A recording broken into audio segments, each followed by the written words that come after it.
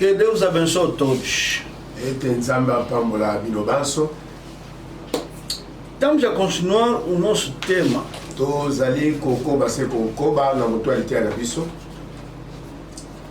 Qual é o nosso tema? O nosso tema é uma pergunta. Como posso sustentar financeiramente e materialmente a obra de Deus? Ndenge nini nasengeli kosungela mosala la Nzambe na misolo pe na bozwi na ngai? O nosso tema não é como podemos, não. Como posso, eu, Eduardo, eu, João, eu, Manuel, eu, Antoinette, como posso sustentar financeiramente e materialmente a obra de Deus? Motualité na biso ezali te biso nyonso te. Ezali moto na moto. Ndakisa ngai Eduardo, ngai Antonika, o João, yo kamata kombo na yo moko tia wana. Lolenge nini nakoki kosungela mosala Nzambe na misolo pe na bozwi na ngai. Toda a continuação na ideia que iniciou, o Espírito Santo iniciou através do pastor Isaías. Nazali kopesa likobi nantina na mo tuyalite ya oyo molimo mosantu abandaki na nzela ya mokambi Esaya. Ele falou sobre as obras de Deus que abençoará. Ye na mutualité alobaki ete ezali na mosala ya Nzambe nde ekopambola yo. E agora estamos a dar a pergunta: como posso sustentar a obra de Deus? Nde kuna toleki na kopesa motuna ndenge nini nasengeli kosungela mosala na Nzambe. Sujeito muito importante. Ezali penza mutualité ya motuya mingi. Não quer dizer que outros sujeitos não são importantes, não. Ele kolobate que mitu mosusu ya lite ezalaka na mutuya tete bongote.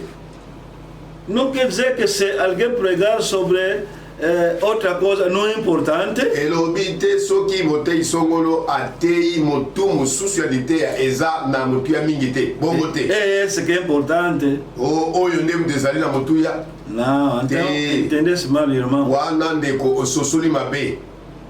Tudo que o Espírito Santo nos dá é importante. Nyonso o molimo mosanto apesaka biso lokola liteyo ezalaka na mutuya. O Espírito Santo nos prega sobre o feitiço, reprime. Vamos dizer amém. Molimo mosanto tango aikote ya biso na ntina na bakisi kopamela bakisi biso tango toyoki tolobi amen. Contra a prostituição. Molimo santo atelemeli o ezali peza kindumba. Reprime. Dizemos amém. Tango pameli kindumba, pameli penda pite toloba amen. Falou sobre o roubo, falamos amém. Molimo santo aye penda lobi na ntina koyiba. Pameli koyiba toloba amen. Tudo é importante. Nyonso etalisie tezaka na motuya. Falou sobre a mentira, reprimiu, falamos amém. Molimo mosanto alobi na ntina na lokuta, pameli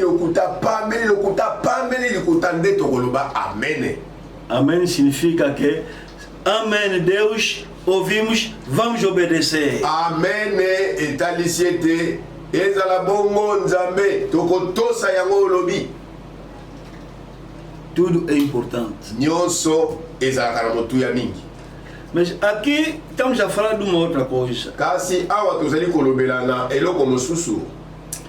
Há muita fraqueza, muitíssima fraqueza sobre o dinheiro nos crentes. Ya solo bolembo ezali mingi makasi koleka pena na bandimi nantina na likambo etali kopesa lisolo. E por isso falei que é sujeito muito importante, é naquele ângulo. Ne kuna na kwa koloba ete ezali mutualité ya mutu ya mingi ne na angle wana.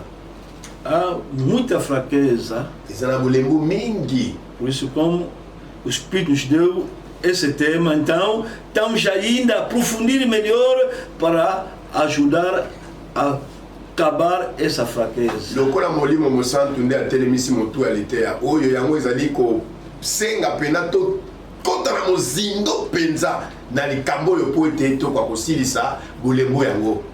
Você encontra irmão, bom irmão, bondoso irmão, bom irmão que pessoas dizem mesmo que esse aqui mesmo deve ter o Espírito Santo. Yo okokutana na ndeko songolo baninga batatolaka mpona ye koloba ete ndeko mobali ndeko mwasi oyo motabo boto pena ndeko aza na molimo mosantu ya solo penza. Quase não tá vendo uma coisa para falar mal dele. É mesmo bom esse irmão. Tango tali ndeko eza na likambo ya pamela te kokopamela ndeko nde koloba ndeko aza malamu penza. Le pergunta só, na paradismo tunaka ndeko oyo olobi azaka malamu azaka boboto ofuta mona zomi acabou. Okangi ye penza. O bondoso irmão caiu. Ndeko oyo bengaka malamu ndeko boboto akwei. Essa coisa está acontecendo muito na sã doutrina. Na sã doutrina. Ezali kosalema mingi na moboko santo. Na moboko santo. Esse grupo que anda a dizer que nós que temos a verdade, nós queríamos arrebatamento, são eles que têm essa fraqueza. Etenya batoyo babetaka tolo koloba ete biso tondimeli moboko santo biso toyabili loba ya solo eza nde batoyo nde bakutami na bolembo oyo é pena eza mawa e não anda ver isso que é perigoso pe bango kolobaka bongo bamona kutu somo likambo yango te. Quando você diga, irmão, diz uma oferta, ele começa a rir. Irmão, aquele reto mesmo, acabou. Tango yo kolobane na ntina likambo ya moko na zomi pe makabo. Ndeko futa ko malamu komo na ndeko bandi ko seka. Likambo moko na zomi pe makabo. Ndeko aksuke lika wanesi. E vem de fazer esforço não. Nesika etende kwa bunda. Te. Tipo, não é problema. Lokola kutu likambo futa moko na zomi pe makabo epa na ye eza na mo mtungisabi moko te. Encontra uma bondosa irmã. Okuti ndeko mwasi ya boboto. Boa irmã. Ndeko penda mwasi ya boboto. Mesmo o marido anda a falar dele que minha mulher deixa só. Ezala mobali na ye moko atatolaka mpona ye koloba na bato pena mwasi na nga mpona mwasi na nga botika na bino aza atondisama na boboto koleka. Mesmo se foi vender aí não está vir, meu coração não fica bem. Quero ver essa uma bondosa irmã. Ndeko mwasi na nga etango na koteka ke pena na zando koteka soka zozonga na ndako te motema pena moto na mona ye kaka ndeko pena atonda na boboto. A irmã vende? Ndeko atekaka? Irmã anda lá dízimo? Ndeko pesa mona zomi?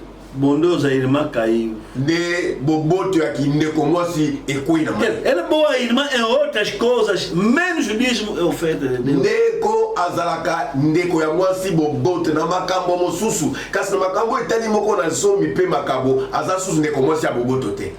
Hoje vamos falar sobre em que sustentar a obra. Lelo tokolobela na ntina na nini na sungela mosala na nzambe. Quinta-feira falamos sobre como sustentar a obra, quer dizer, em que sustentar a obra. Mokolo na mina esili koleka o que é sustentar a obra? Nini yango kosunga mosala nzambe. Falamos tolobaki ete o que é sustentar a obra? Sustentar a obra significa apoiar para não parar essa obra. Apoiar, faz tudo para apoiar para essa obra não parar. Kosunga mosala nzambe talisi mi pesa penda kamata maboko na yo tiana mosala ya nzambe po ete mosala we telema te kase ko bakokende liboso. Olha, a maioridade das igrejas desde que falaram que bom, numa igreja há coronavírus, a maioridade não estão a rezar, estão nas casas. Tá lá. Ebele na mangomba tanga balobiete coronavírus oyo moyeto tika bino boke na église zate bokanga. Ba ezala ba église belé ba sambela kalisusu te. Mas nós não paramos. Kasi nzoka biso to telemité. Há irmãos que apoiaram. Po ezala bandeko oyo bandimaki basepela ki kopesa maboko na musalo ekende liboso. O que é sustentar? Sustentar é apoiar. Siko nini yango kosunga musala. Kosunga musala nzambe ezali mi pesa kamata maboko tia na musala ngo kende liboso. Para não parar. Po etelema te. Agora, hoje vamos falar sobre em que sustentar a obra, em que. Siko lelo tokolobela na nini nasengeli kosunga musala, na nini nasengeli kosungela musala ekende liboso. Sustentar é apoiar, ok, mas vou apoiar em que? Vou sustentar em que? Em que sustentar a obra? Kosunga ezali kamata maboko na yo tia na musala nzambe ekende liboso. Eza malamu kasi okotia maboko na nini? Em que? Na nini?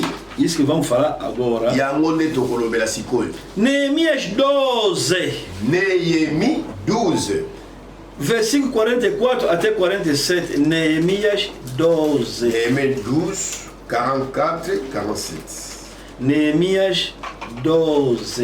Néhémie, chapitre 12. 44 até 47. 44 et 47. Irmão por ler. Na mokolo yango bato babongisamaki mpona libombelo pe makabo pe mbuma na liboso pe ndambo na jomi ete bayanganisa yango kobila bilanga na mboka. Ndambo oyo ibongisami na mobeko mpona banganga mpe balewi. Jambi Yuda asepelaki mpona mabanga pe balewi ba oyo basalaki misala. Batelaki mosala na njambe na bango. Não, para aí, né? 44. Ainda no mesmo dia se nomearam homens para as câmaras dos tesouros, das ofertas, das primícias e dos dízimos, para juntarem nelas das cidades as porções designadas pela lei para os sacerdotes e para os levitas, pois Judá estava alegre porque os sacerdotes e os levitas ministravam ali. 45 agora, vou ler. E executava o serviço do seu Deus e o da purificação, como também os cantores e porteiros, segundo o mandato de Davi e de seu filho Salomão. 45. Batelaki mosala na njambe na bango mpe mosala na kobulisa bayembi mpe bakengeli na bikuke lokola pela moko lilako na Dawidi mpe Solomo mwana na ye. 46. Pois já outrora, nos dias de Davi e de Asaf, havia chefes dos cantores, cânticos de louvor e ações de graças a Deus. Jambi na mikolo na Dawidi mpe na Asafa na kala. Moto ajalaki liboso na bayembi mpe njembo na kosanjola mpe kotonda epai na Nzambe. 47. Todo Israel nos dias de Zorobabel e nos dias de Neemias dava aos cantores e aos porteiros as porções de cada dia e consagrava as coisas destinadas aos levitas e os levitas as destinadas aos filhos de Arão. Pe na mikolo na Yerubabele, pe na mikolo na Neemia, Israele mobimba, bapesaki makabo na bayembi, pe na bakengeli na bikuke kobila bosenga na mokolo. Babulisaki mpona balewi mpe balewi babulisaki mpona bana na Alona. Vamos ler agora Neemias 13. Sikototanga Neemi 13. 10 até 14. 10 tina 14. 13, 10 até 14. Chapitre 13, 10 tina 14. Também soube que os quinhões dos levitas não se lhes davam, de maneira que os levitas e os cantores que faziam o serviço tinham fugido, cada um para o seu campo. Na sosolaki mpe ete makabo na balewi mapesa melaki bango te. Bongo balewi mpe bayembi baoyo bajalaki kosala mosala basili kokima moto na moto na elanga na ye. 11. Então contendi com os magistrados e disse: porque se desamparou a casa de Deus, ajuntei os levitas e os cantores e os restituí a seus postos. Na welanaki na mikolo pe ete pona nini ndako na Nzambe etikami na yanganisaki bango mpe natiaki bango na bisika na bango. Então, 12, todo Judá trouxe os dízimos dos cereais, do vinho, do azeite, aos depósitos. Bongo Yuda mobimba bayeisaki ndambo na jomi na masango mpe na vinyo mpe na mafuta epai na bibombelo. Por tesouros dos depósitos pus Selemias, o sacerdote, Zadok, o escrivão, e dentre os levitas, Pedaías como assistente deles, Anã, filho de Zacu, filho de Matanias, porque foram achados fiéis, e se lhe encarregou que repartissem as porções para os seus irmãos. Nabongisaki nganga Selemiya pe mokomeli Sadoko pe Pedaya uta na balewi ete bajala likolo na bibombelo. Pembeni na bango Anani mwana na Jakulu mwana na Matania ajalaki jambi batangamaki bato na kondimana pe mosala na bango ejalaki kokabela bandeko na bango. 14. Por isso, Deus meu, lembra-te de mim e não apagues as beneficências que eu fiz à casa do meu Deus e para o seu serviço. 14. Njambe na ngai kanisa ngai mpona oyo yonso mpe panza misala malamu na ngai te oyo esali ngai mpona ndako na Njambe na ngai mpe mpona misala na ye. Tiago 2, Jacques 10. Jacques chapitre 2, 10. Tiago 2, 10. Jacques 2, 10. Vamos ler esse versículo. Tokotanga etenyoyo. Tiago 2, 10. Jacques 2, 10. Pois qualquer que guarda toda a lei, mas tropeça em só ponto, se torna culpado de todos. Po ete ye oyo akokokisa mibeko yonso nde akwei na likambo moko ajali na ekweli na yango yonso. Vamos orar. Tobondeli. Deus poderoso, abençoa essa leitura da palavra, abençoa todos os ouvintes, esteja conosco no Cristo. Amém. Em que sustentar a obra? Na nini nasungela mosala. Nós vimos Neemias. Biso to monaki Neemi. Ouvimos a história de Neemias. Toyokaki lisolo ya Neemi. Neemias, quando os judeus voltaram na Judá, ele ficou.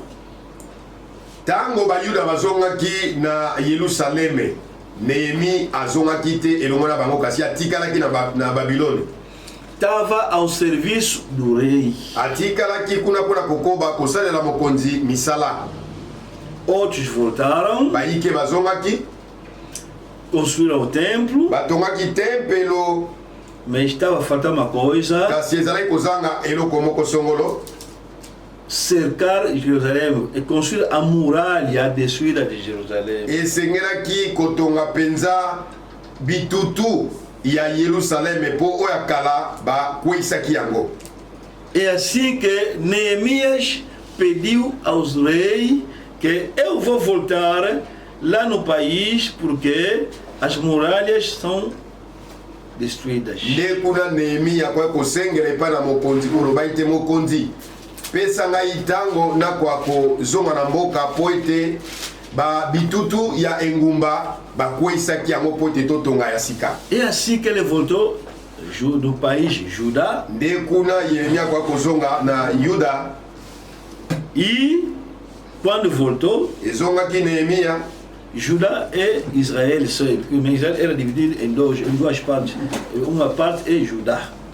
Yuda ezali eteni moko pe po Israeli kabwana kina babiteni mibale. Então aquela parte de Judá que foi na escravidão da Babilônia. De eteni Yuda yangone kende na buhumbu kuna na Babilônia. Então quando ele chegou pela autorização do rei, ele deixou, foi e assim que incentivou os irmãos e levantaram a muralha de Jerusalém. Nehemia kozonga ka na ndenge asile kosenga epana mokonzi.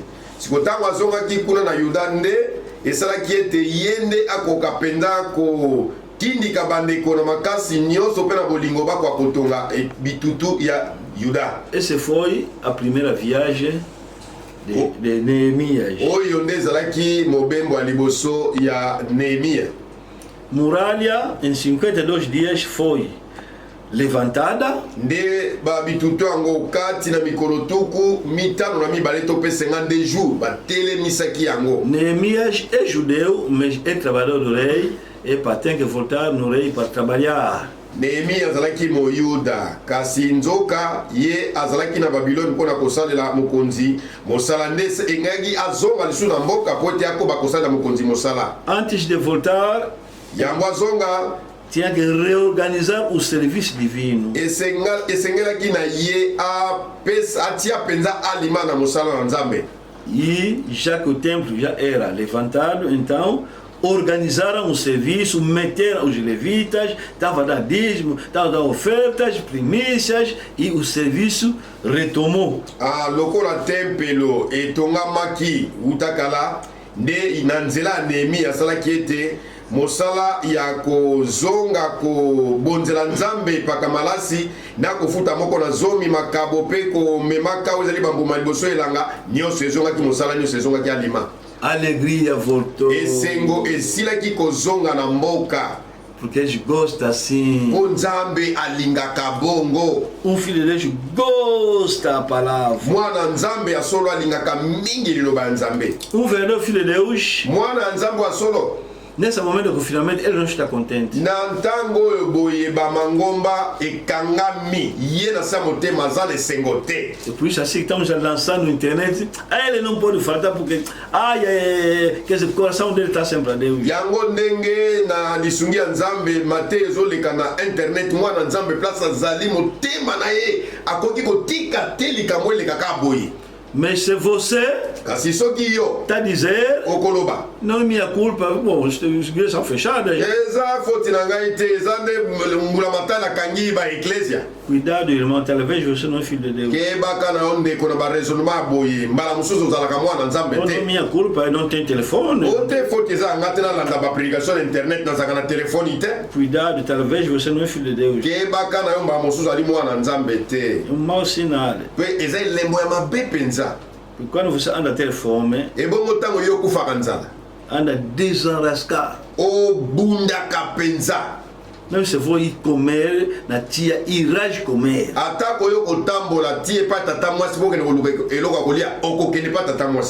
Você vai desarrascar, ir no tio procurar dinheiro para comer, vai fazer isso.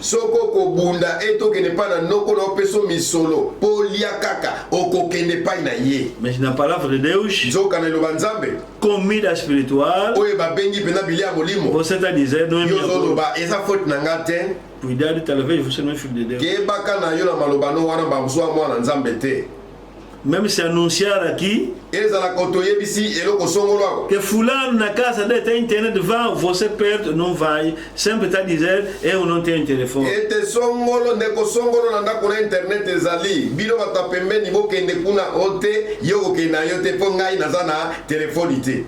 Cuidado.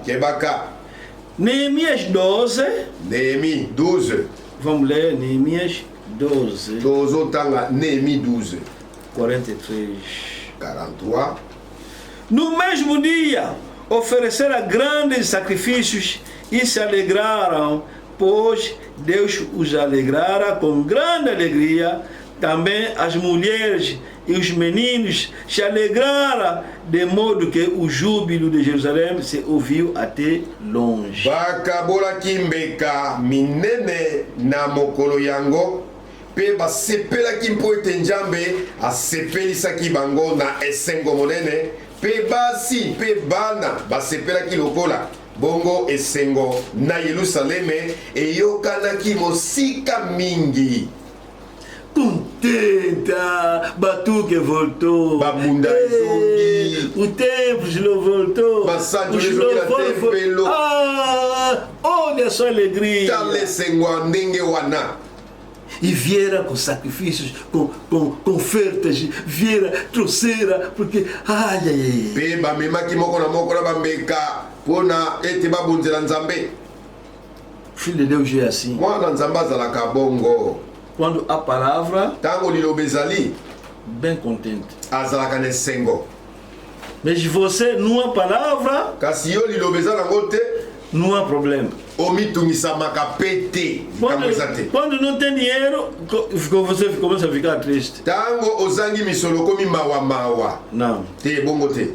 44. 44. Ainda no mesmo dia se nomearam homens para as câmaras dos tesouros, das ofertas, das primícias e dos dízimos, para ajuntarem nelas das cidades as porções designadas pela lei para os sacerdotes e para os levitas, pois Judá estava alegre porque os sacerdotes e os levitas ministravam ali.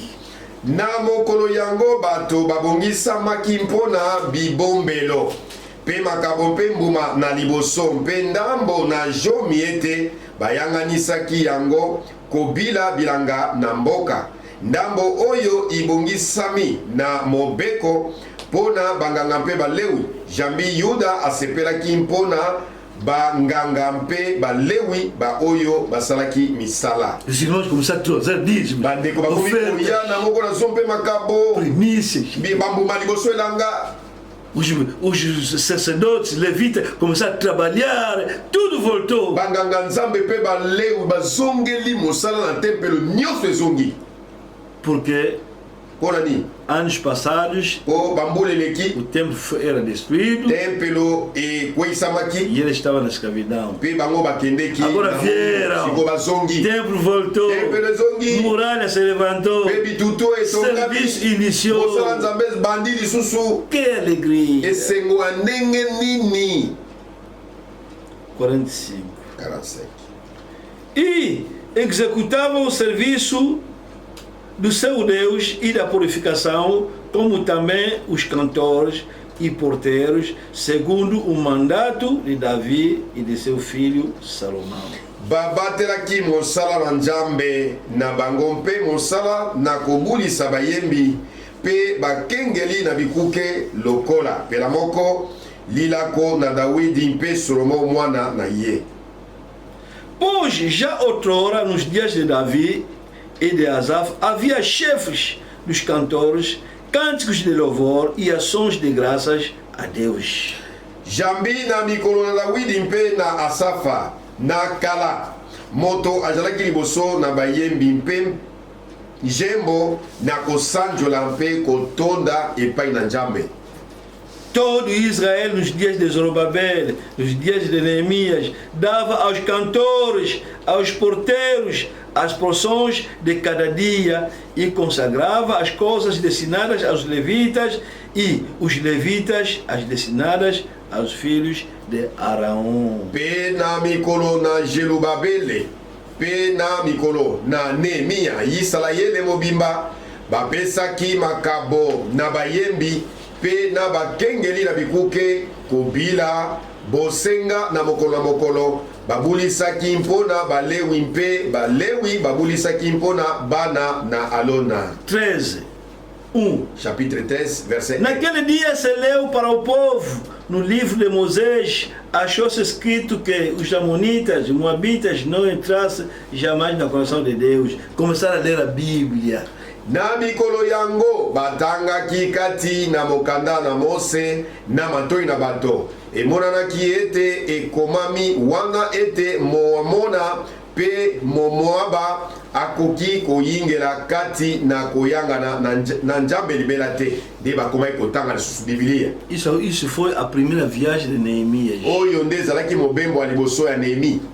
Tudo Tout retomo. nyonso ezongi kosalema Alegria. esengo Cânticos. masanjoli Hinos. Louvores. banzembo Leitura da Bíblia. kotanga biblia ezongi Ai, ai, ai. Ofertas. makabo Biso. moko na zomi Je- ake kosalela su mokonzi na ye misala Ele é um trabalhador. ye azalaki mosali Foi azongi e atrás dele tudo retomou. mpe na nsima na ye kuna bayuda bazongeli mpena misala ya nzambe na tempelo Ficou bem contente. nde nehemi atonisamaki na esengo makasi Era a coisa que ele queria. yango nde eloko nehemi azalaki nango posa Neemias trabalhava nehemi azalaki kosala mosala com o rei, na mokonzi na conta do rei. na ndako ya mokonzi Estava aqui sempre com o rei. azalaki ntango nyonso na mokonzi Uma boa vida. bomoi mpenza ya niekese Mas que eles todos. koleka bayuda nyonso batikalaki Neemias estava com o rei assim. nehemi Boca a azalaki boca com o rei. kosolola na A servir o rei. monoko na monoko O rei quer vir. Ah, tá bom. mokonzi olingi vinyo nalingi yela ngai nazoyana Próximo do rei, sem intermediário. pene ya mokonzi ezalaki te ko molobeli songola azalaki noloba na mokonzi te Assim. boye mpenza Está falando com o rei. Assim. azosolola na mokonzi miso na miso monoko na monoko Boa vida. bomoi ya malamu Irmão, bandeko se fosse você, soki ezalaki yo eu não acredito que você voltava mais na no Jerusalém. soki ezalaki yo na ndimi na nga te yo mpenza motolela vi ya niekese ozonga lisusu na yelusaleme kuna Sem avião, oyo mpepo ezalaki te sem carros como hoje. mituka lelo lokambo Andar ezalaki te num animal assim, o banyama songolo para ir ver os irmãos. Você, kotala banyama yo mpenza Você mesmo, yo mpenza você não. ayo te Ainda quando só Deus te deu dinheiro, kutu kaka ntango nzambe apesako misolo a linguagem mudou. elobelo ebongwani mbala moko Aquele irmão, se brincar comigo, eu ando falar com generais, vou lhe mandar aprender. Olha só a linguagem yo mudou. ke elobeli ntango nzambe apesi yo misolo tala ndeko wana ayebi nga te ayebi te kaka na connaissance na bagénéraux nakokangisa esiko tala elobeli na yo Não me conhece. ayebi nga te Você quem é você? me yo nani Ou eu ando falar com generais. o ngai nasololaka na bagénéraux Ei, general que vai no inferno. général oyo akokende na lifelo Esse, ye nde moto oyo grandes amigos teus. baninga na yo pende ya solosolo Aquele mas brincar comigo. Ai, ai, ai. Oh, eu vou lhe mandar aprender. Vamos wana aprender, mpe irmão. lisusu osalanga maseki na kotinda bakanga ye oo ndeko yo oza ndeko mpenza Antes de ter dinheiro, você dizia que iremos no pastor. yo yambo ozwaki nanu misolo te ozali koloba ete tokende mpa na mokambi Você tem problema com o irmão? soki ozwani likaka na ndeko songolo Vamos no pastor. tokende mpa mokambi Agora que tem dinheiro, lokomi na misolo a linguagem mudou. elobeli ebongwani Eu ando falar com generais, ngai nasololaka na bagénéraux ando falar com o filho do presidente. nasololaka na bana mokonzi ya O mboka presidente é quem? me bana mokonzi ya mboka baza banani É uma pessoa que irá no inferno só. bazaka bato bakeli felo te General é quem? bongo général aza nani Os irmãos estão te chamando. bandeko baobenga yo Espera, estou com o ministro aqui.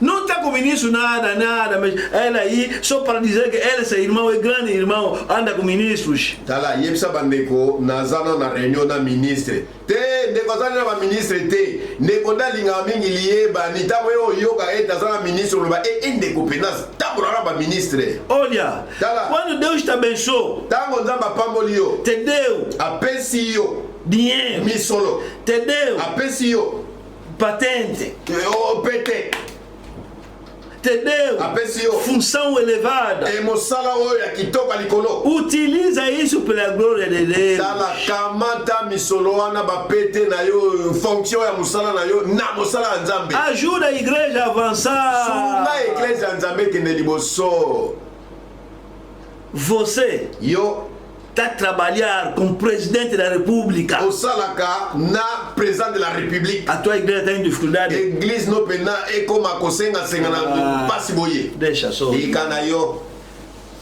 Olha, Tá lá. quando Deus te levanta, ntango nzambe atomboli yo primeiro-ministro. Okomi premier ministre. Olha, utiliza essa função para ajudar a tua igreja, os teus irmãos. Kamata mosala no ya ki premier ministre. Tiango na mosala nzambe po yeba ko sunga na ngo bandeko na yo ba fini bali kat na Kristo. Aí mais ajudar os outros na Bíblia. Eza bandeko songo na Biblia ba sunga ki pe bandeko bana nzambe. Profeta Daniel, Mosakuli Daniel, Rainha Esther, la reine Esther. Agora você desde que está andar com generais é para mandar prender os irmãos. Siko yo banda kaka ozwa chance ko tamona na ba généraux okoma moto monoko tala so basaka na ko kangisa bango. Olha, deixa andar com aquele general, deixa. Dala de quoi tika ko tamona na ba généraux wana. Tá te dá orgulho, você ir no inferno. Ba pete na bango ezo comissão motalolendo ozo kendali felo. Utiliza aquelas relações para o bem dos filhos de Deus.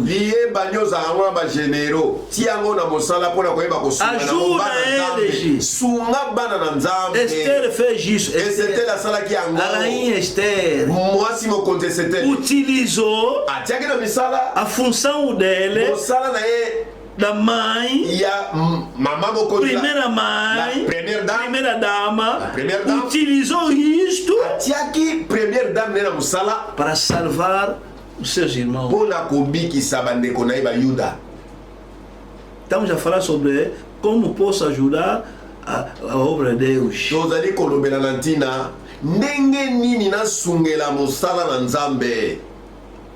Como posso fazer para ajudar a obra?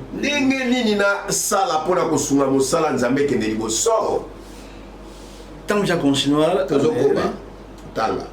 em Neemias. Na primeira viagem do Neemias, tudo se reorganizou.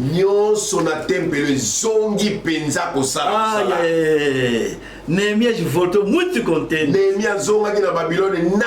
O templo está lá. Muralha está lá. Nem qualquer pagão não pode entrar à toa. Só no território de Deus. Como quiser entrar, entra.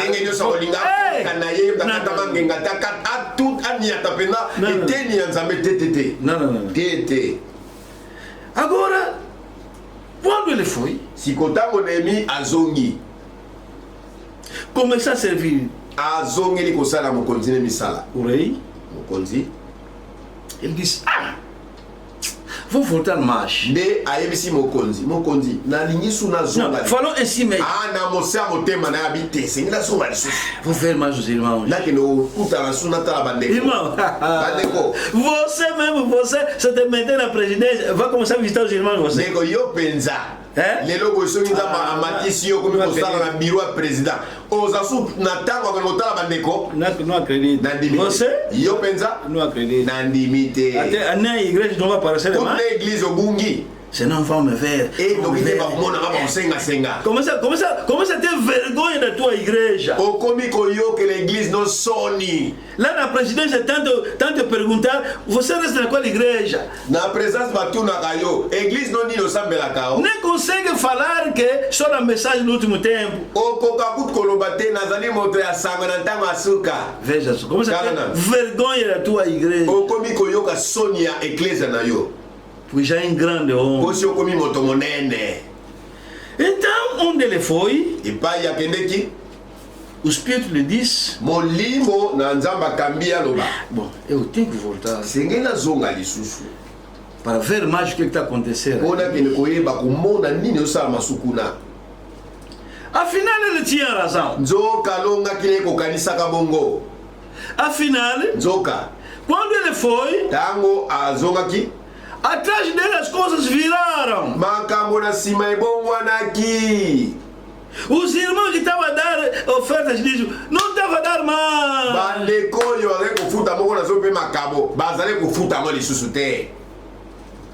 Os levitas, a dificuldade entrou. Fugiram no campo. Cada um com seu território, fugiu. Ei! Fugiram. O templo ficou abandonado. Até Tobija Jacques era parente do sacerdote Eliashib. Lokola ezalaki moko ya membre ya famille ya nganga nzambe Eliashib. Esse nome está no Neemias 13:4.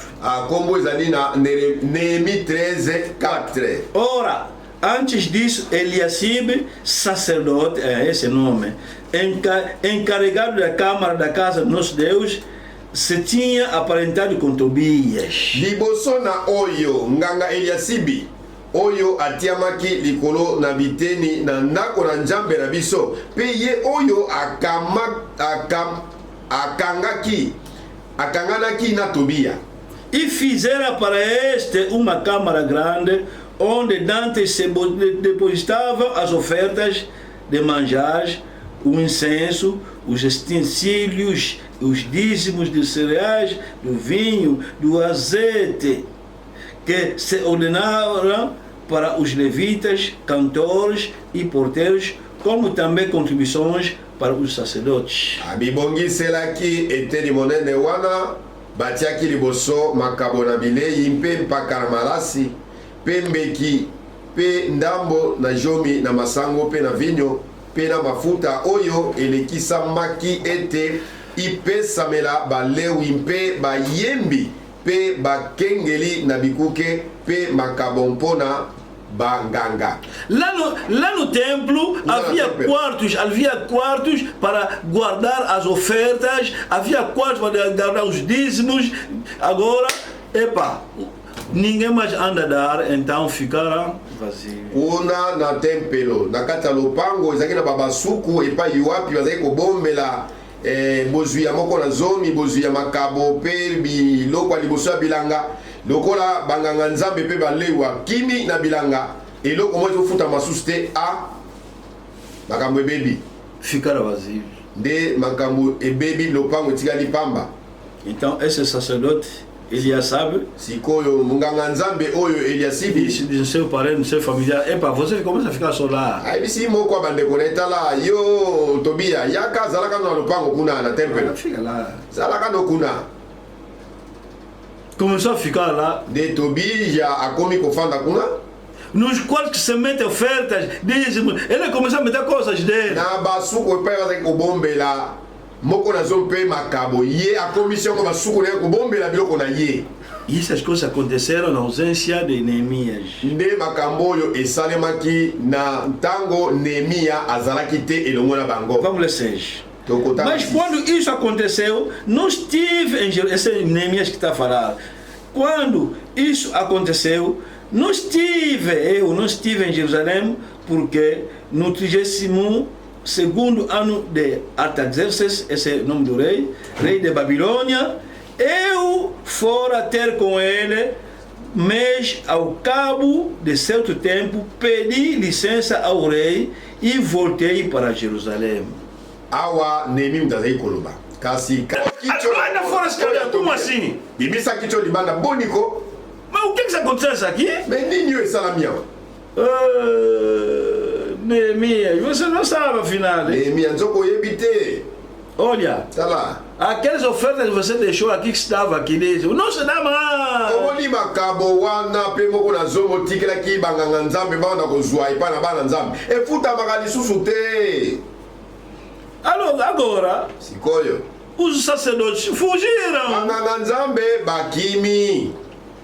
Foram onde? Bake wapi? Nos campos. Na babilanga. Vão viver como? Bongo siko bakubika su ndengeni. A mulher vai viver como? Basi na bango bakubika ndengeni. Filho. Bana. Foram-se embora. Bake na bango. Makambo ebebi. Neemias. Ngai Neemia penza. Neemias. Ngai Neemia na sambwe. Afinal, o Espírito que me conduziu para vir. Na kamba magina molimo nzambe na ya awa lisusu. Irmãos, bandeko, quando Deus te dá possibilidade, ou dinheiro, ou patente, grande função elevada, pensa na tua igreja, pensa nos irmãos, pensa a Deus. Bandeko, tango nzambe apesio misolo ebele, apesio bapete, apesio mosala o ezap na likolo oyo pene kusala ito koma moto monene ndeko bandeko na websa no bokaniselaka nzambe bokaniselaka bana na nzambe botalaka misala nzambe bosungaka yango. Pensa neles. Bokaniselaka bana ya nzambe. Deus te levantou por eles. Soki nzambe atomboli oboye ezali po osunga bana na ye bandeko na yo. Temos esses exemplos na Bíblia. Tozala bandaki sabo na Biblia. Alguém que Deus levantou e começou a ajudar os irmãos. Moto songolo nzambe atombola ki ye pe moto yango akome kosunga bandeko na ye. Outro exemplo é José. Ndakisa moso yalaki Yosefo. Tornou segunda pessoa no Egito. Yosefo akomaki penda moto ya mibale ko sima ya mokonzi Falo na Egipto. Quando os irmãos vieram, tango bandeko na ye bayaki na Egipto, só perceberam que José, esse chefe veneno. tango bayeko sosola mokonzi tomona liboso na biso ndoka ndeko na biso Yosefo acabou por nós. tokufi na biso tosambwe po biso totekaki devagar. ayebisi bango te malembe. Eu estou aqui. So nga nazali awa. É Deus que fez isso Nzambe nde mutu asali yango boye pelo vosso bem. mpo na bolambo na bino. Quando Deus te faz general, irmão, vocês que são militares, cuidado, não comece a minimizar os filhos de Deus. Bandeko, tango nzambe ayokeli bino mawa asali bino ngolu bokomi bagénéraux yo mutu okomi général kebaka kotolaka bandeko na yo komona bango pamba te mpo nzambe nde mutu amatisi yo bongo. Antes você recebia irmãos, agora você general não quer mais receber. Kala tango ozalaki nanu moto ya peti ya moke ozali kolinga koyamba bandeko na ndako na yo kasi okomi général olingi su koyamba bango te. Cuidado. Kebaka. Antes você recebia irmãos, les ajudava. Quando te meteram ministro, Yambo. Esqueceu os irmãos. Yambo kala ozali koyamba bandeko na ndako na yo penza kasi tango banome yo ministre obwakisi bandeko mpo obosani bandeko na yo. Esquecer essa igreja. Obosani eclésia. Cuidado. Kebaka. Quando você era pobre, estava a receber qualquer pessoa. Agora rico, esquecer seus irmãos. Cuidado. Tango yo ozalaki mobola ozalaki koyamba bandeko nyonso na ndako kasi lelo komi mvwama oboyi mpe obosani bato nyonso. Antes você recebia teus irmãos com toda a facilidade. Hoje você é grande homem, não quer mais. Yambo kala ozalaki koyamba bandeko na yo sans audience kasi lelo komi moto monene olingi susu te. Antes você, quando tem problema com o teu problema com o teu irmão, ia no pastor. Hoje, eu falei, pôr na cadeia, eu ando com generais. Cuidado. Kala tango ozalaki na eloko te tango nyonso yangi na likaka na ndeko na yo lini ozali koloba te tokende pa paster apesa biso solution kasi lelo okomi moto monene okomi koloba tala soki ameki na kokangisa ye kebaka. Antes você, o pastor, quando tem conselho, você andava a ouvir. Hoje, a pastora quem é? Eu sou. Cuidado. Kala tango ozalaki na eloko te tango mokambi azali kopesa otoli ozalaki kotosa ozali koloba mokambi na kotiango na misala kasi lelo komi moto monene tango paster alingi komeka kopesa otoli apaster azala na kebaka. Cuidado. Kebaka. Antes você andava a ouvir conselhos do pastor, você. Yambo kala ozali koyoka batoli ya mokambi. Hoje com tanto dinheiro, lelo na misolo ebele, grande patente, bapete penze kuba, grande função, mosala ya kitoko ya monene ya likolo. O pastor está falando, deixa a mulher, não lhe expulsa, deixa, nem quero ouvir nada. Mokambi apesi otoli koloba neko, mwasi na okobenga na ye te. Tika ya zala wana yene mama bana na yo olingi koyoka ye lisusu te. Começa a falar na mulher. Okomi koloba na mwasi. O que? Fala no pastor, vamos fazer o quê? Hoje, agora o pastor vai te fazer o quê? Yo olingi koloba pa pastor, bo pastor ebisi pastor osala ngani. Le fala. Lo pastor ni. Loba na ye, loba. Tornou grande homem, né? Okomi moto monene. Espera. Zela. Você nunca será grande homem. Yo liboso ya nzambe oza moto monene te. Pe na likolo kozala moto monene te. Neemi disse não. As coisas que estou vendo aqui. Não se pode. As coisas que estou vendo aqui. O quê? Não, eles voltaram nos campos, não andam a trabalhar mais, porque não dão mais dízimo nem oferta, vão viver como? É por isso a igreja fica abandonada.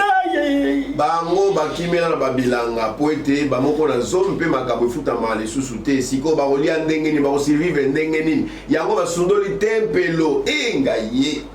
É por isso que você vê se Tobija está lá. Não é culpa dele. Não é culpa dele. Ele está morando aqui.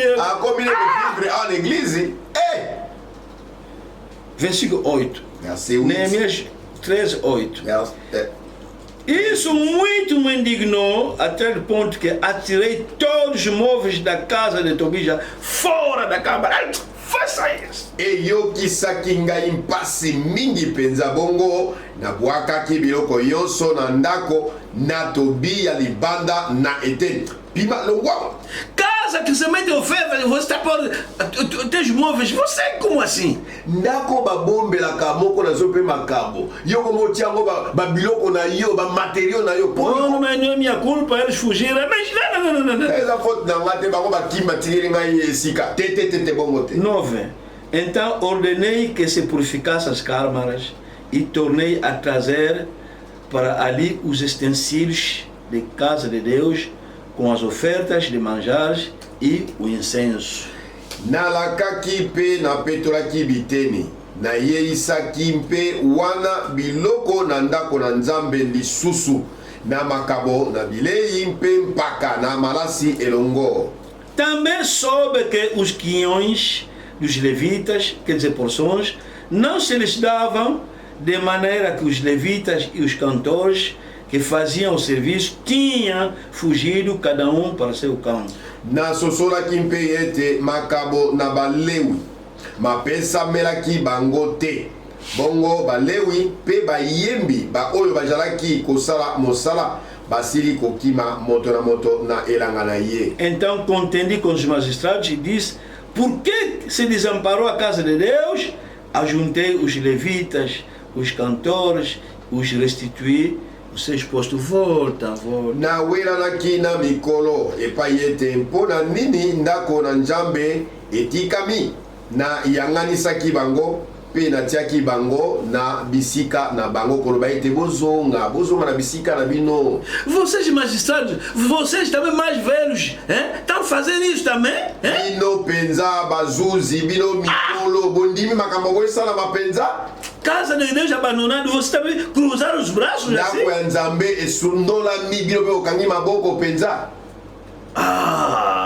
Boyete. Ele foi consolar os levitas, volta.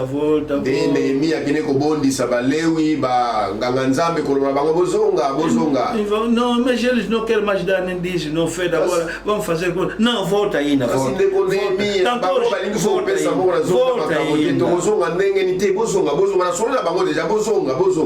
12.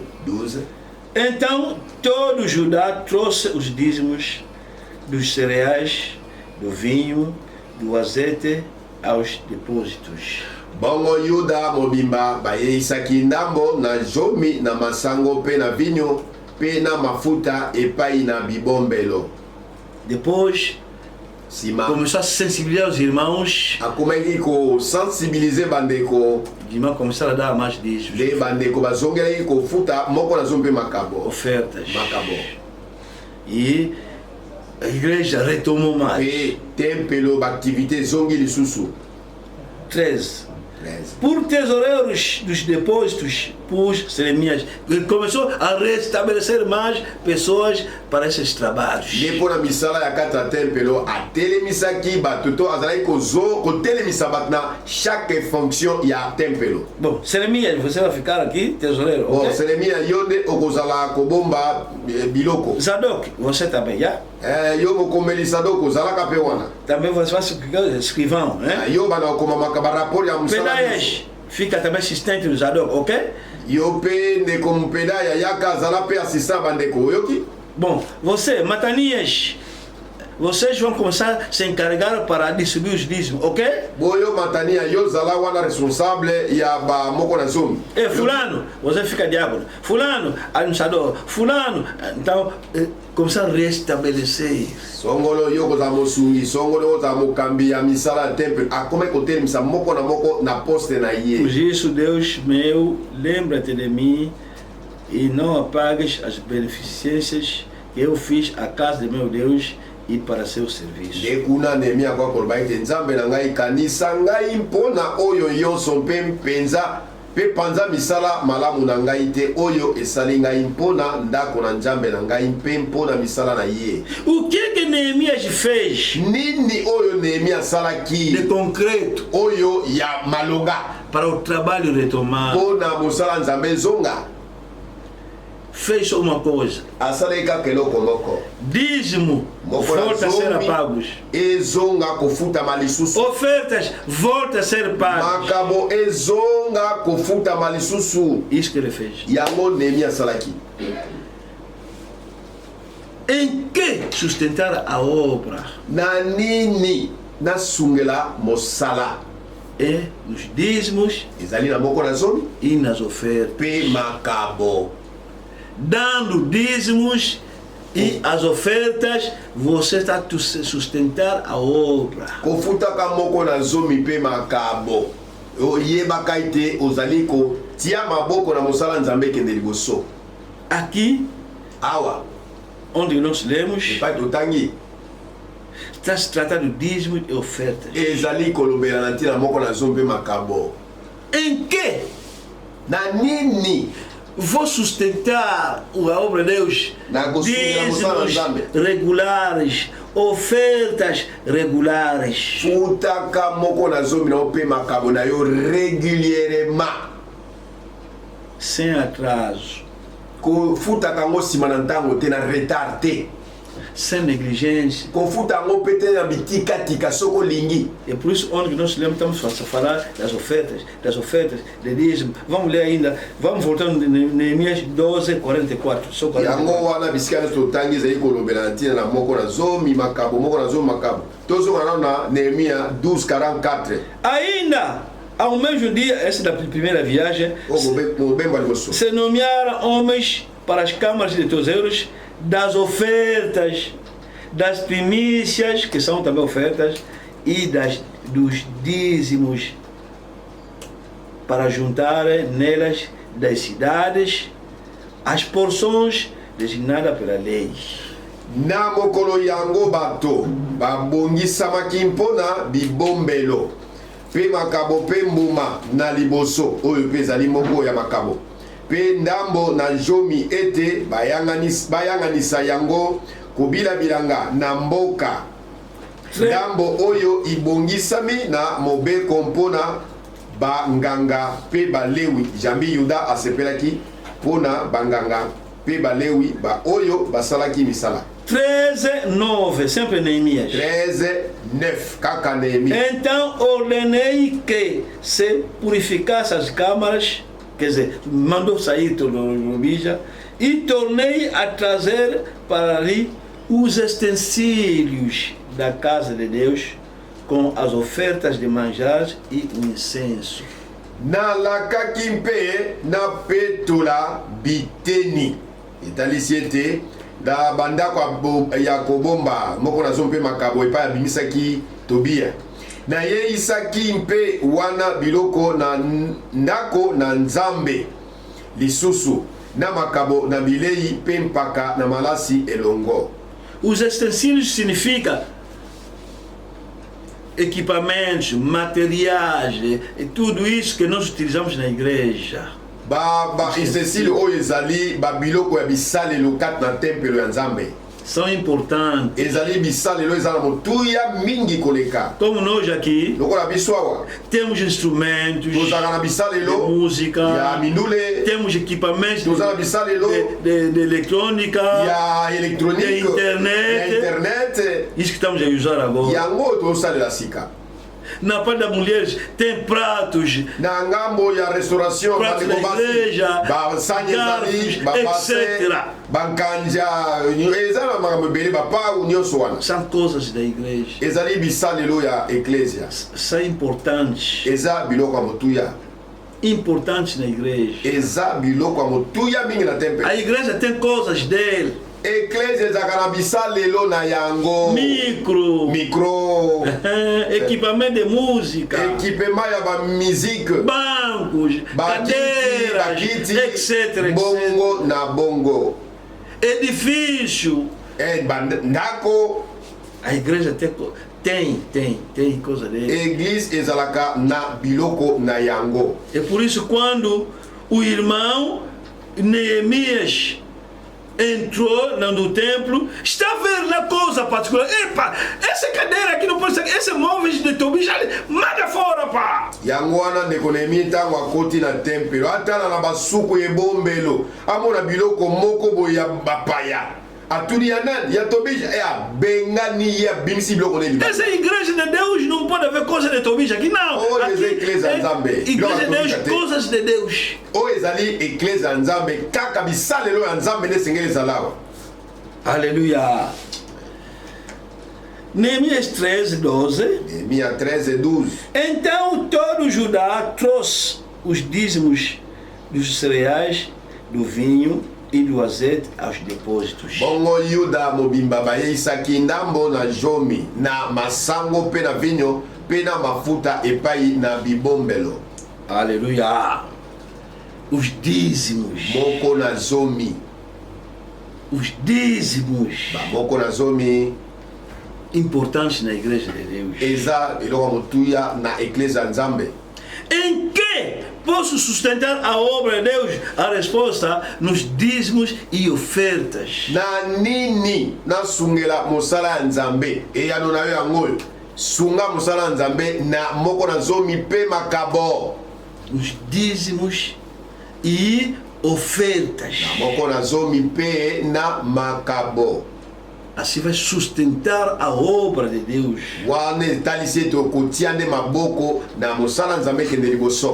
Há uma diferença entre oferta e dízimo.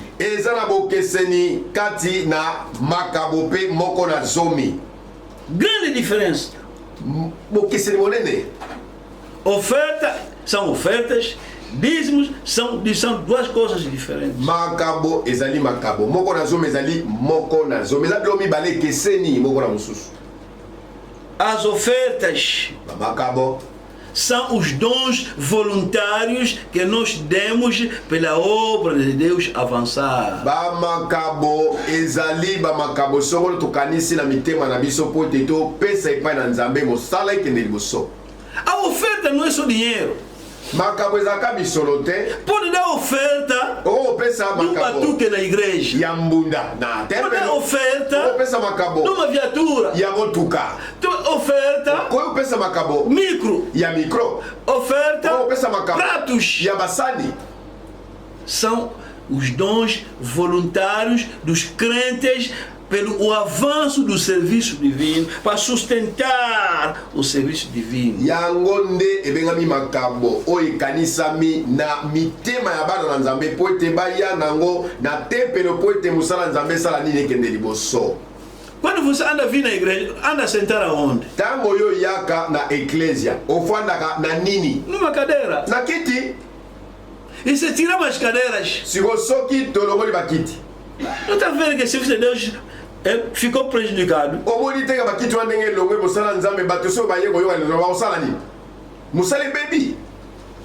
Vamos se perguntar, agora vamos seguir a pregação como?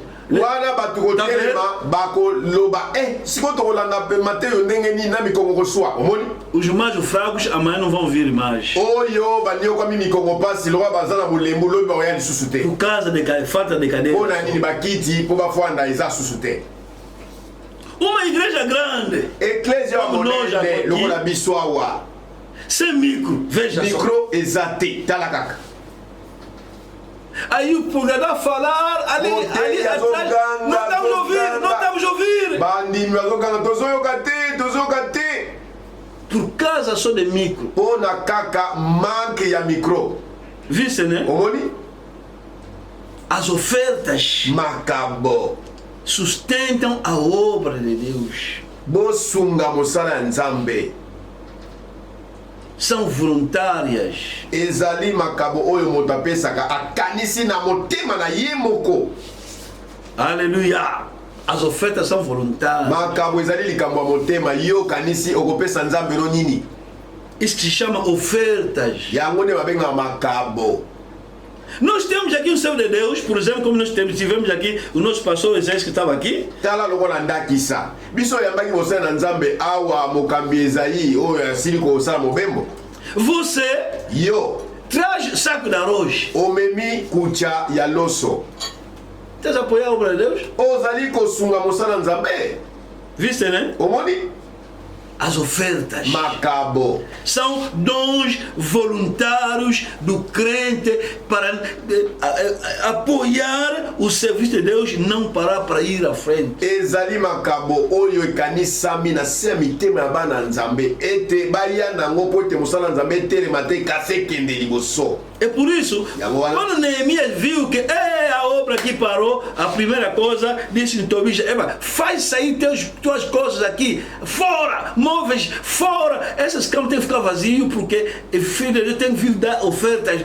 Aqui, essa câmara tem que ficar cheia das ofertas. Tango Neemia amonaki ete mosala nzambe etelemi ezosala so mosala te nini yango asala ki abimisaki Tobija na basuku wana babombelaka bamoko nazo mpe makabo mpe biloko nyonso ezalaki ya ye moko abimisaki nyonso libanda mpo alobaki yoko kozala awa te mpo basuku oyo etongama mpona kobombaka makabo mpe moko nazombela ntina ete mosala nzambe basala nzambe babikela na yango Ofertas. makabo. A igreja possui bens, Eclésia ezalaka na babie na ye moko. possui edifício, Église ezalaka na basuku to ba chambre na ye. casa de banho, Oyo babengi pe ba tem wese. que haver água, Esengeli ba mai ezangaka te. tem que haver energia, eletricidade. Esengeli courant ezangaka te. E tudo isso se paga em dinheiro Nyonso oyo bafutaka ngo na mbongo. das ofertas. Wapi bafutelaka ngo na mbongo makabo. Das ofertas. Na nzela makabo. Água não falta, Mai kozanga te. energia não falta, Lotlike kozanga te. energia foi, gerador não falta, Lotelike kei menzoka groupe électronique kozanga te. gasóleo não falta. Combustível kozanga te. Então, isso tudo, o apoio vem das ofertas. Nyonso oyo po ete misala ngo efutamela na mbongo ezowuta na makabo. Vamos rápido porque os dízimos são que Siko bamoko na zome eza nini? dízimo, irmão, dízimo não é teu. Bandeko na ngai moko na zomi oyo boyokaka ezalaka mbongo na bino te, eza mbongo na yo te. Dízimo, minha irmã, não é teu. Moko na zomi ndeko na ngai mwasi ezalaka misolo na yo te. Dízimo, Moko na zomi. dízimo, Moko na zomi. dízimo. Moko na zomi. Não é dom voluntário, não é oferta. Moko na zomi ezalaka likabo te ekanisami na se ya motema na yo mpo opesa nzambe te. Quando você está dando dízimo, Ntango yo ozopesa moko na zomi não estás oferecendo a Deus, não, não, não. okabelaka não. nzambe te. Tira esse euro. Longola libungo na motu na yo. Dízimo é dinheiro alheio de Deus. Kofuta moko na zomi ezalaka misolo ya ngana ya nzambe. Cuidado, irmãos, irmãs, cuidado, sobretudo vocês que fizeram 40 anos na mensagem, 30 anos na mensagem, 20 anos na mensagem, o dízimo não é vosso. Bokeba na bino bandeko basi mibali bino oyo boumeli mingi bambula 40, 30, 20 ans na message moko na zomi ezalaka misolo na bino te ezalaka ya nzambe. Os irmãos são muitíssimo orgulhosos nos dízimos. Bandeko penda bakoma na lolendo mingi na ntango azopesa moko na zomi. Quer dizer, você encontra um irmão a dizer: Yo kuti ndeko songo na zoloba Ah, as coisas que o pastor estava fazendo, eu não estou contente. Não vou dar mais dízimo. Ah, Quer dizer, se a tua ideia não está concordando, pastor, agora dízimo parou. Ah, só Você está brincando com Deus? Kolinga na yo ya motema. Ezo bala na te na omo kambia lingi. Nde ya ko sala ite ofuta sumo na zomite. Já que você queria que o pastor comprasse gerador grande, mas comprou pequeno, disse também não vou dar mais. Ah, logo na posa motema no ezala kete, mokambi asomba groupe électrogène o mo nene wana, mais aké somba o mo mo ke wana, olobi 10 000 o pesa suste. Já que a construção está atrasada, diz também não vou dar mais. Logo a église, construction, ezo zoatan, olhe banda maison banana nte, olobi ah, logo na mboko na pesa, baosa logo te, na kufuta sumo na zomite. Qualquer coisa que vai acontecer na igreja, a vingança é nos dízimos, não vou dar mais dízimo. E logo nyoso ko samba na église, so que se peliciote, vengeance na yo, lobagani, 10 000 na kufuta suste. Pregador com outro pregador não se entende, ele fica zangado, não vou dar mais dízimo. Motei oyo, na motei wana, bazoka na lisute pona likamosongo le salami kat na bango, ale yosko siligi, na ufuta susumo na zomite. Mas você está brincando com Deus? Mais yozo sakanela nzambe toboni. Olha, dízimo não é teu. Tala, moko na zombe zaka ya yote. Dízimo não é oferta. Moko na zombe zaka ofrande te. Sabe o que é dízimo? Oyebi nini yango moko na zomi? Não sei se teremos tempo, mas vou ler rapidamente. Na otanga lombango. Vou te explicar o que é dízimo. Na kolimolela yo nini babengaka moko na zomi. O restante vamos falar amanhã, mas vamos ler Malaquias. Kasto otanga Malaki. Sabe você o que significa dízimo? Oyebaka nini yango moko na zomi Você elakisaka? está brincando com Deus, é? Sakanelaka nzambe. Qualquer coisa na igreja, não vou dar mais dízimo. Você quem é você? Agarrar o dinheiro de Deus porque há problema na igreja. Okanga misolo ya bato ya nzambe kati poete ndungu ndungeza na lingomba. Aquele pregador, com aquele pregador, não tem se entender, ficasse zangado, não vou dar mais dízimo. Aquela irmã cometeu, o pastor não está fazendo nada, não vou dar mais dízimo. Você está brincando com Deus no final. Está pensando que Deus é teu menino a brincar com ele, né? Você sabe o que significa dízimo? Vamos ler aí na Malaquias. Para você saber o que significa dízimo. Malaquias 3. Versículo 10.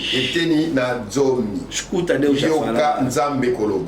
Trazei todos os dízimos à casa do tesouro, que haja mantimento na minha casa, e provai-nos nisto, diz o Senhor dos Exércitos, se eu não vos abrir as janelas do céu e não derramar sobre vós bênção sem medida. Boye isali kabomo bimba na jomi kat na ndako na ebombelo ete bilei bijala na ndako na ngai. Yawe na bibele alobi ete meka ngai sasa ipi na yango. Soko na kojipwela bino maninisa na lola te kosopela bino lipamboli kino esika ekango. Você cresceste como? Yo okola ndengeni. Quem que te criou? Nani wa bokola yo? É o vizinho? Eza moto ya pene pene? O teu pai que te criou? To tata bota muta bokola yo. Como é que você cresceste? Siko okola ndenge nini? Até hoje. Quem que te conta de ti? Nani yo abaneki ko tala bomo ina yo? Não é teu pai. Eza tata na ota bota yo? É vizinho? Eza muta pene pene? É teu pai. Tata nde abota muta na otala yo. O vizinho também é o pai dele que ele criou. Moto a pene pene. Yepe abo como que pa tata bota ye.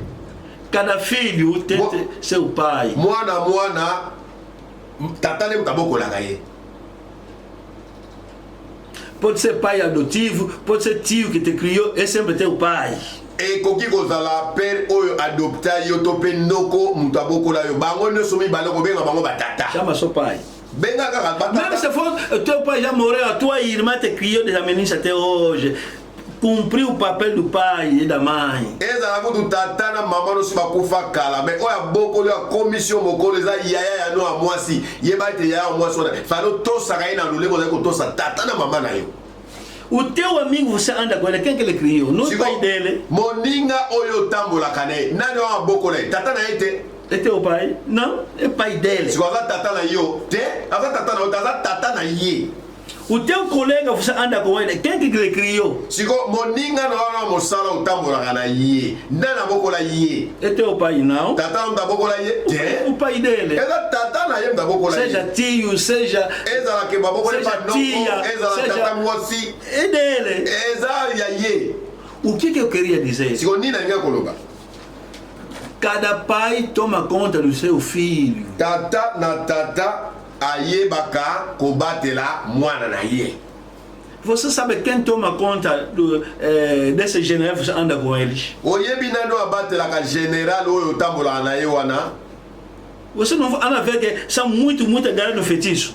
Yo mona ate ke belé na bango bakangamela ba solo ka bakisi. Magia, feitiço, solo ka bakisi. Para ser general, para ser isso, e se envenenam a fazer concurso. São filhos do diabo, o diabo que toma conta deles. Poka ba matapete ba koma ba general na ba ministre. Ba sala ba kisi ba simba ba kisi ba soloka. Ba mitiana ka ba ngenge to poison. Poka ba mata. Siko yebi na abatela ka bango. Ezalaka muto yo ba ba kene kozula ba kisi ne satana. Yene mta abenga mitata na bango. Os pagãos. Ba pakano. Gosta muito do feitiço. Onde você anda vendendo rock, há muitos que apanharam feitiço para crescer, para ir. E pai eu que na oteka na rock aqui colocuna. Exale bele ba simba ba kis pona nini. Ba koma ba conteneur bele ba koma ba to minene. É filhos do diabo. É normal, né? É normal. O pai deles é dono do feitiço, de magia. Eles dão. Ela quer vender, você começa a distribuir água aí. Epa, feitiço no Nigéria, é pai dele que ele deu. E só que avant na otanda bilo na mesa na oteka to fungula contener. Azo mo mai bilo mo soko abwaki liboso. Ezali bilo ko tatane satana pesa ye. Ya ye. Os pagãos vivem no pai deles. Babique na kana tata na bango. Vive na mentira. Babique na kana lokuta. O diabo é pai da mentira. Zabulo ele tata ya lokuta. Vive do roubo. Babique na kana koyiba. Porque o pai dele é esse dono do roubo. Bo tata na bango yende kolo muyibi. Se matam. Babomanaka. Para tornar diretor do Sonangol se matam. Ou ete ba como diretor da Sonangol babomanaka. Porque o pai dele já é assim. Bo tata na bango dem da bomaka. Agora você é filho de Deus. Iko yo mwana na Nzambe. Que não gosta do feitiço. Oya lingaka kisite. Yo lingaka kisite. Você não gosta e não pode pegar porque teu pai de Deus não gosta de feitiço. Yo lingaka kisite. O lingaka pekutu ko pusa na pena monte por tata na yo lingaka kisite. E tens razão porque teu pai não é esse de feitiço não. Pe olongi na yo ko boya kisko boya ko simba ko por tata na lingaka azaka kolo kisite. Tens muito razão. Oza pena kolonga makasi. O teu pai Deus, Jesus Cristo, não pode ajudar em feitiço. Tata na yo Nzambe alola Jesus Cristo. Akoko sala te que simba bakisi. Onde que você nessa praça que você anda aí vender, onde que as filhas do diabo tem feitiço, tem magia, tem isso. Você no meio deles, filha de Deus, não tem isso. Quem que vai te criar agora? Quem que vai te defender? Quem que vai te proteger? Não é Deus. Na bazando epa yo ke na kotekela bato ya pene ozala na bango batonda bakisi sikonzoka bato akisi na yo dozanga kisi normalement oza mutu efale ba bomo wa lianzi siko nani abatela kayo de sika bato akisi po okufa te. As mulheres pagãs vivem da prostituição. Basi bapakano bayebi Nzambe te babikelaka na pite kindumba. Ele tem que ser mulher do chefe fulano para lhe dar passagem, passar de boleia sempre, mercadoria. Tem que ser, agora você, minha irmã, não pode fazer posição. Quem que vai? Você vai passar como? Tá lá uma senhora songolo, até que a biloko bele bele, então a biloko ne peut uta kuna le canadouane kuna esengela kabanzo de pas général moko. Si ko yo mwana nzambe, osala kapitete tata linga kapitete. Nano ko batela yo, po biloko na yo eya. Fétiche, não pega. Qui so simba te? Entrar na casa de magia, não pode fazer. Banda kwa soloka, ego simba te. Prostituição, não pode fazer. Pite ekila. Roubar, não. Koyiba ekila. Matar, não. Koboma ekila. Envenenar, não. Kotela motongenge ekila. Tudo isso não pode fazer. Nyonso koko sala mote. Bebida, não pode vender. Mansanga koko teka te. Cocaína, não pode. Cocaíne, okoko teka te. São coisas que enriquecem os outros. Eza biloko bayike bazo pafukila na yango. E agora, quem é que te cria você? Siko nani abatelaka yo. Não é Deus. Eza nzambe te. O dízimo é que Siko moko na zombe eza nini. é a contribuição de Deus no teu trabalho. Ezali soutien oyo nzambe asalaka na mosala na yo po ekende liboso. Ele contribui muito no teu trabalho. Nzambe asutenaka yo mingi pena na mosala na yo po Olha, Satana simbango te. nesse mundo do diabo, Na nesse mokili oyo. mundo do diabo, Na mokili oyo azabo. neste mundo do diabo, você, filha de Deus, não pode fazer comércio. Yo mwana na Vou nzambe te dizer a verdade. tala na koloba no vérité soko kosala mombongo ekosimba nango te. Nesse mundo do diabo, esse mundo pensa diabo ainda. Mokili oyo eza nanu na maboko ya Zabolo. Você não pode fazer negócio e pegar, não Yo pode. okoki kosala mombongo te kende liboso jamais. Não pode. Ekosimba te. O diabo não te gosta. O Zabolo alinga Vai konti. quebrar tudo isso. Akobebiselo ba mombongo no nyonso. Veja o exemplo de Job. Zwaka ndakisa Yobo. Viste a maneira que ele quebrou Job num dia só. Bomoni ndenge Zabolo abebisela Yobo misala na mokolo kaka moko. Quem permitiu, não é Deus. Nani apesaki ndingise pa na Zabolo abebisela. Ezaki nzambe te. Agora, se Deus permitir esse negócio que está te dando orgulho, Satanás pegar, você não vai cair, você. Siko soki nzamba pesi Zabolo ndingisa asimba kaka contener no atombolela mapeka na mokolo moko atumbango nyonso nzamba kosala ngo yo saka na nzambe. Você mais rico que Job. Yo leki Você yo na mais rico que bozwi. Job. Oleki yo na bozwi. Essa loja que você fará, farmácia, loja, se Deus permitir o diabo, num só dia os gatunos vão entrar, saca tudo e perde tudo. Magasin wana otela lo fundo na pharmacie na yo wana so nzamba tindi kaka Zabolo. Simba kuna yo pena o hotel malisusu. Agotinda ete, só para permettre. So va permettre Zabolo akende pena kota détruire. O diabo já nos procura. Po Zabolo aluka kabiso na bisika. A Bíblia está dizendo, rodeia como leão. Bibile ko Quem Zabolo apanhar? angulu makanzinga zinga na so ko nkosi ko luka nani akoko kanga. Você mesmo pode fazer negócio que durou 10 anos. Yo pena ko sala mombongo. E kumela bambula zomi. Quer dizer, começasse no $1000, agora tem 30 mil, sem Deus. O bandeira Sem na Deus. $10,000, lelo komi na $30,000. Soki nzambe te. Wako usimba mbongo wana pena yo. O diabo está te vendo mesmo ir na China, voltar a ir na China, farmácia vender sem Deus. Zabolo penda andi makomona kayo keshi no zongi oke ozongi na ba pharmacie no siko nzamba zate. Est-ce que o renye Sem Deus, esse teu yaço pode produzir dinheiro, sem Deus. kozanga nzambe est-ce que yas na yo e ko produire mbongo penza? Você pensa que o diabo pode te abençoar? Yo asi Zabolo ko ba Diabo. yo Zabolo. O diabo vai abençoar os filhos dele. Zabolo pambola ka bano ya ye. O diabo, né? Zabolo. Não teu pai vai abençoar os filhos dele. Na maneira também mal. Akopambola apambola ka bana na ye pe apambola ka bango na mibeko. A única pessoa que pode te abençoar é Deus. Moto se moko akoko pambola yo kaka É nzambe. teu pai. Ye nde tata na yo. Malaquias 3:10. Malachi 3:10. Trazei todos os dízimos à casa de tesouro, para que haja mantimento na minha casa, e provai-me nisto, diz o Senhor dos Exércitos, se eu, Deus, não vos abrir as janelas do céu e não derramar sobre vós bênção sem medida. Boyeisa likabo mobimba na zomi kati na ndako na ngai.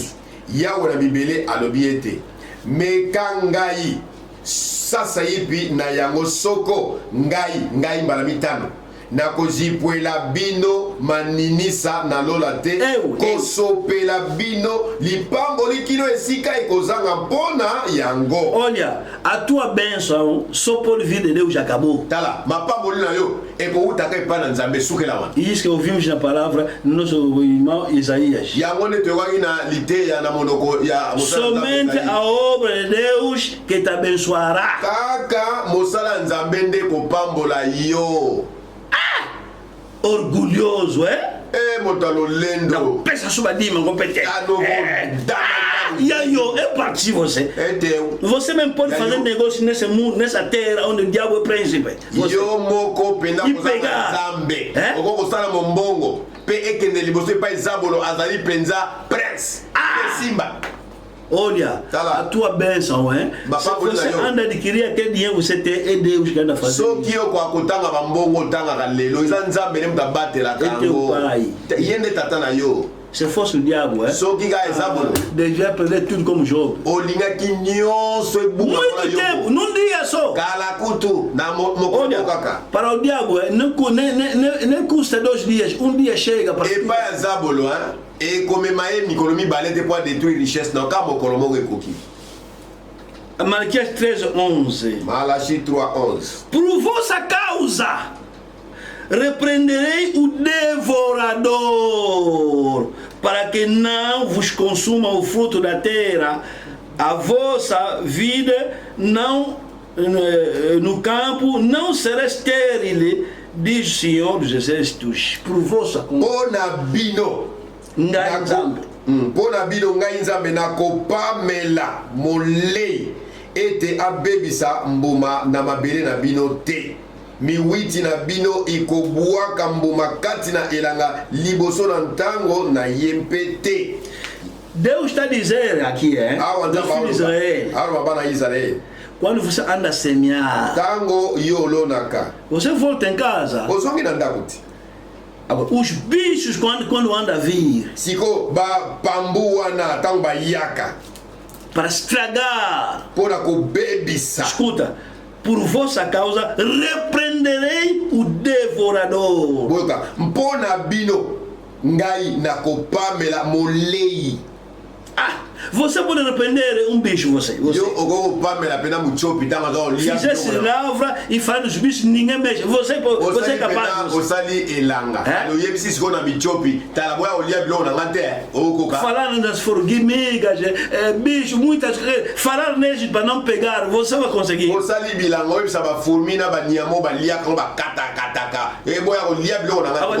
Deus está dizendo assim: eu farei isso. Você tem força de fazer os demônios para não te atacar na tua viagem de China. Você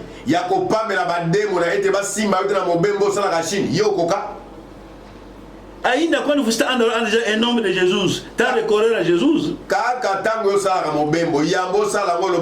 Au nom de Jésus. Você tem capacidade de dizer que vou viajar à China, 6 meses não estarei doente, não, nenhum demônio me pega, né? Demônio também não te pegou. Sem doença. O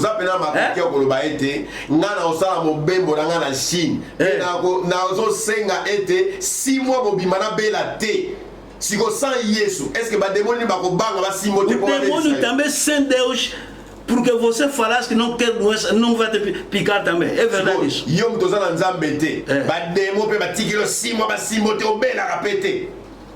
Você pode impedir o demônio de estragar a tua mercadoria. E te ouviu também sem Deus. O dízimo é o direito de Deus na sua participação no teu trabalho. na nenga soutenir pour mosala no ekende liboso. Olha, ele só pede décimo só. Nzamba senga kaka 1/10 ya pamba. Kaka 1/10. Fica com aquele 9, lhe dá só 1. Sikoyo, 1/9 wana ya yo. Mas se for ver, ele que devia ter 9. Yende falazwa 90%. Porque o maior trabalho se faz po mosala o eleki monene salamaka. É o trabalho invisível. Ezalaka mosala o emona na kate. Saúde. Santé, bonne santé. Você vai trabalhar como sem saúde. Yo okosala mosala ndenge ni soki santé za bobeba. Ele vai te dar. Ye akopeso santé ofele. Aquele vizinho teu que vem do teu lado, você le conhece? Siko moto pene o ateka pembeni na yo. Yo yebie. Talvez já te atacou uma vez. Você sabe? Você sabe qual que é o mbasu moko simba te yo yebie amo. Quem que te defendeu? Nani abatela que yo. Agora Deus está pedindo nesse trabalho que ele está te fazendo 1/10 só. Siko na mosalo nzamba sale na kaio. Fica com 9. Na droit na ya sengi kaka 1/10 abia 90% ya yo. Está fechado o coração. Oso kangeleka motema. E se ele dizer que não vou te proteger mais? Siko so nzamba lobi bona obate no sute bandalelo. Aquele 9, você não vai tirar mais como? Siko 9% wana ozo 90% na tope 1/9 wana ozo la ondeni. Em que posso sustentar a obra de Deus? Na nini na sungela mosala na nzambe. Nos dízimos e ofertas. Na bamoko na zomi pe makabo. Com conselho hoje, amanhã. Tokoba na golobi. Que Deus abençoe. Ete nzamba pambola bino mingi. Cada um vai orar. Moko na moko si ozali bondela. Onde você está? Si ozali. Deus abençoe.